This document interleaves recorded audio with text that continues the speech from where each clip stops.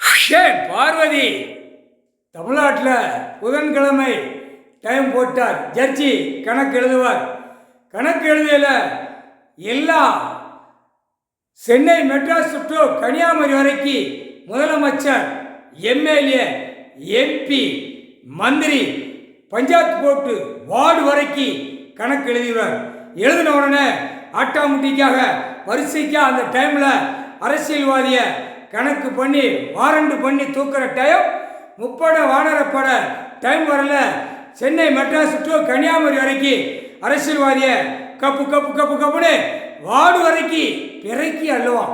காவல்துறைக்கு இவங்களுக்குள்ள சண்டை சத்திரம் நடந்தா அரசியல்வாதி நடந்துனா கையெழுத்தை வாங்கி நீதிமன்றத்திலேருந்து அள்ளி கொண்டு போகிறான்ல, இந்த அள்ளி கொண்டு போகிறது எங்கே கொண்டு போய் சேர்க்காரோ, எங்கே செயலரை போட்டிருக்காரோ அங்கே கொண்டு போய் சேர்ப்பார்.